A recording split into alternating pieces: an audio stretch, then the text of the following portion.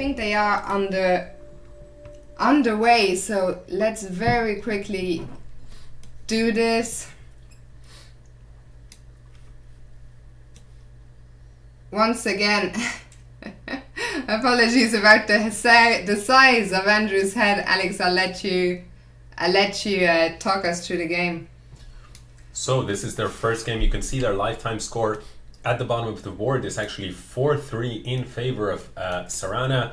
So I think, having seen that, I take back my predictions. It's clear that these two are evenly matched. Over 7 games, it's hard to judge, but this match really could go either way. Both players with a very, very similar rating around the 2,900 mark. Having said that, Penguin has been as high as something like 3,200 on Lead Chess. I don't know the exact rating. Having said that, speed is Penguin's friend, as arguably the fastest player in the world on the mouse. So his rating, his skill is especially pronounced in the hyper bullet, 30 seconds aside, or even in ultra bullet, where he really is the best in the world at those formats. Here we can see Sarana can certainly compete. Now there is some trickery here. You can take this piece, black is up a piece, but in the end the knight on e4 has dropped, so white recovers that piece. On the other hand, Penguin should be happy with the position. He's hanging on to the b6 pawn, and we see a nice move from Sarana. Rook d1, the knight on f6 was being hit. Now h3, knight e5, we see bishop d5 supporting the structure, knight takes e4, giving up a pawn, but controlling f7. I like what Penguin has been doing. Rook f8, fortifying that weak f7 pawn, moving the knight away from the attack of the queen and the rook. And we see Sarana, Penguin actually offers this pawn on a6, a little bit of an unusual decision, but it seems to have paid off. He's now up a pawn, he's got the knight on d4, and he's the one pressing. On the other hand, look at Sarana's speed. This is Penguin. He is the fastest in the world, arguably. However, Penguin's speed at the late stages of the game are incredible, and we're seeing here that speed, but he's got a huge gap to bridge, and Sarana incredibly fast as well. He's down to 1.9 seconds. Penguin is streaming as well, so this may be working against him. He's bridged the gap, he's bridged a huge amount of the gap, but will he bridge enough? Sarana picks up the pawn, Penguin needs to go for the flag, and Penguin goes for the flag, gets the flag and makes the draw. That is what makes Penguin, like one of the many things that makes Penguin so lethal in the bullet format. To be fair, we see Andrew on camera. He is streaming, but he's not commentating. If you were to commentate it would be simply say, a bit too much. Even too much, even for the legendary Penguin, who is known by all bullet aficionados in the world. Queen a5 here we're seeing. So that was a close shave for Penguin, but he's done that before, and I wouldn't be surprised if he does this again. We see a big attack from Penguin in this position. This pawn has somehow arrived on g7. He's got very nice pieces. They're developed. He has a little bit of a weak pawn, but he doesn't care. He might shift that bishop to d3. He's attacking the pawn on h7. Black has to take that pawn on g7 to create some problems, and Black is going ahead and trying to complete his development. We might see an exchange of bishops instead. Black choosing to fortify his king's position here. Bishop f4, activating the bishop. Black still has the question of how to complete the development. Intermezzo exchange on e4 because there were some tactical opportunities. h3 preventing any attack, and white is very, very solid, but black has staved off the danger. We've got equal time. Rook b5, rook g4, nice sequence. Maybe we're going to see c4. Rook d5 was necessary to protect the queen. We see the queen getting back into safety, centralizing here.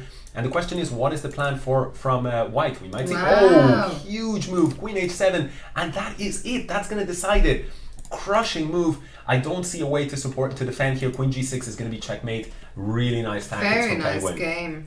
Very, very nice game by Penguin indeed, and he takes a 1.5 lead. Remember, for the quarterfinals, the rules remain the same. It is first to 6.5, and what a game by Penguin.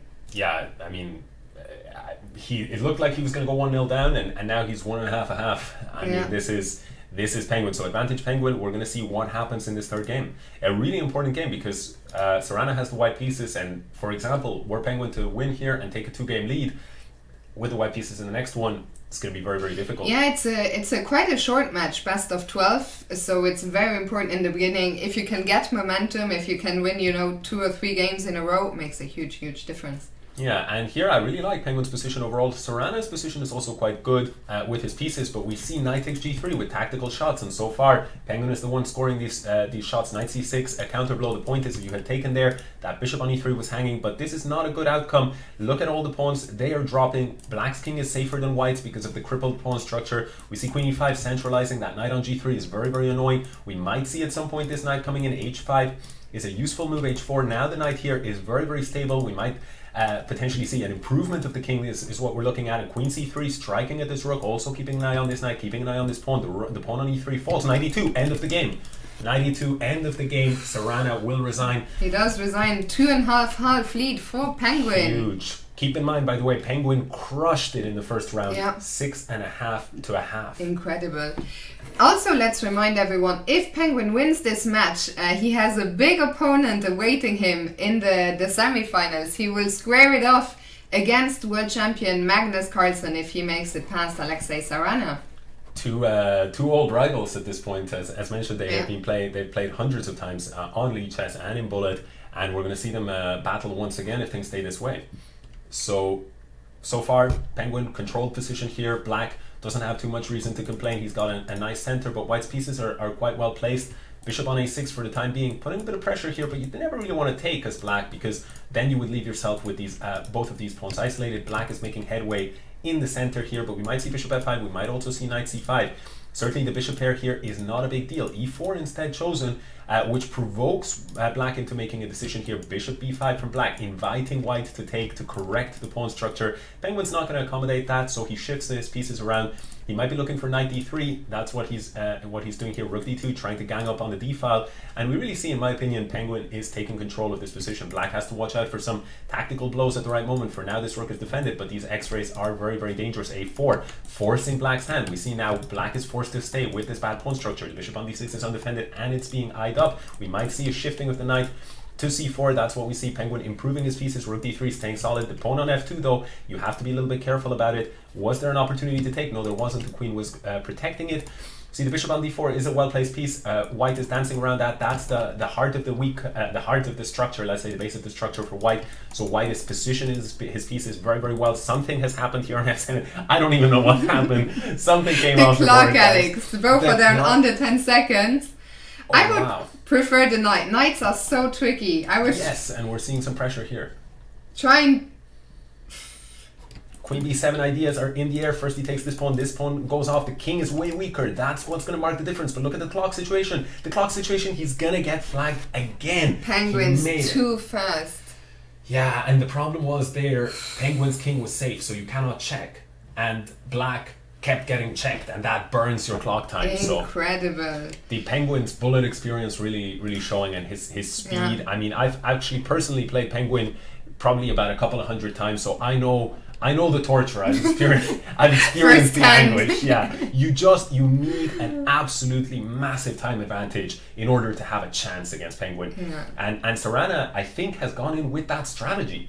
He's gone in with the strategy. Let's play fast, and he's getting there, but not quite enough. Also, a3, by the way, dangerous move in the air. Very interesting to see Penguin in between games. He was playing Ultra Bullet against Ali Reza, so both of them warming up. You could discuss the benefits, pros and cons of this strategy, but seems to be working so far. Yeah. I mean, Penguin has shown incredible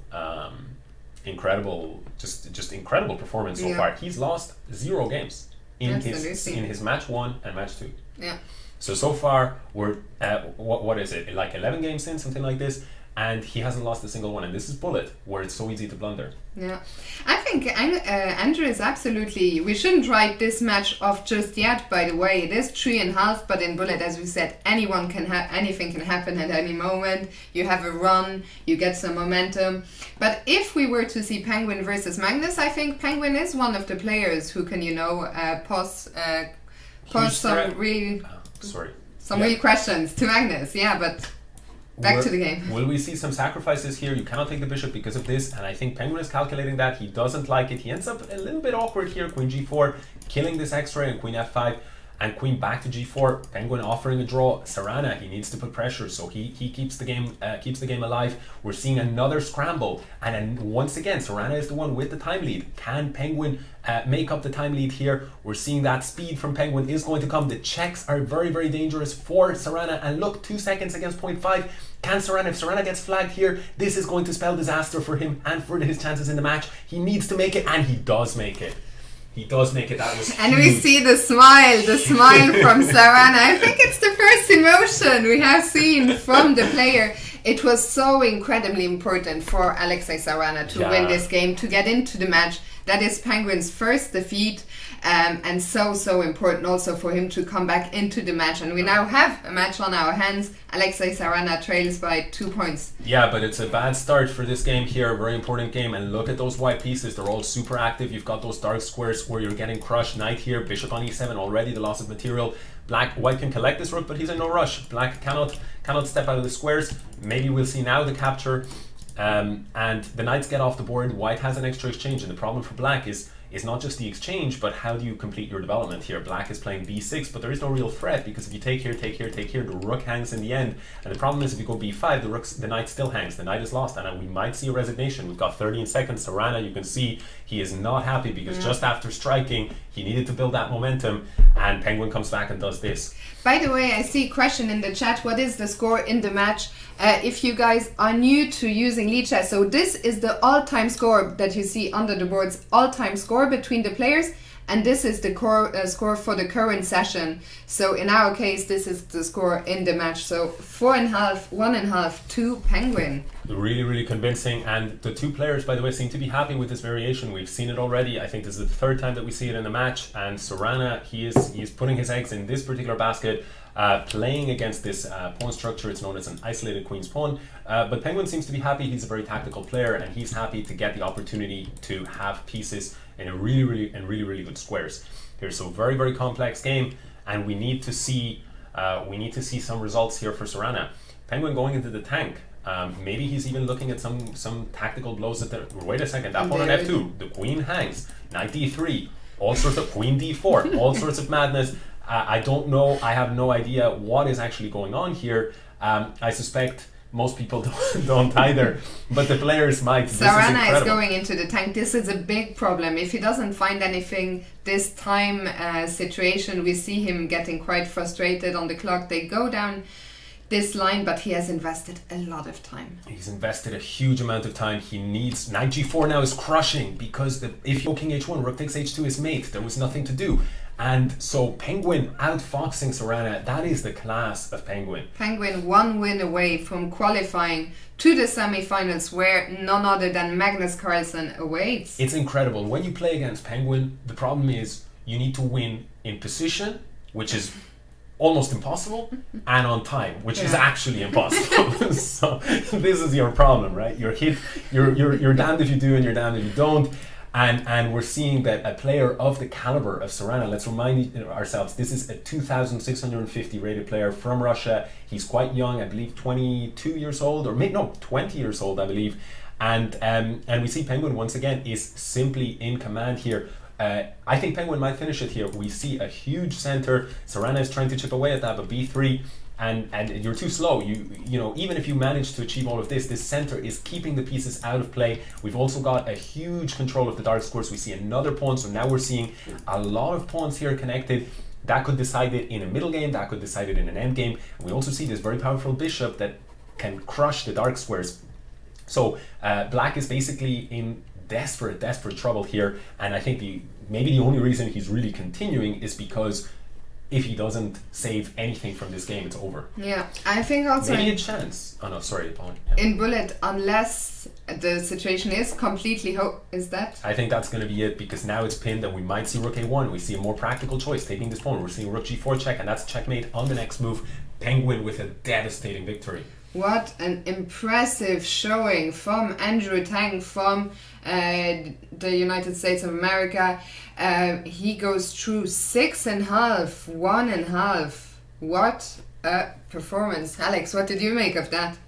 To be honest with you, I had said initially the Penguin, before I saw their score, their lifetime score, I thought Penguin was the favorite. I did not think he was this level of favorite, and I think Penguin is bringing his focus to this tournament.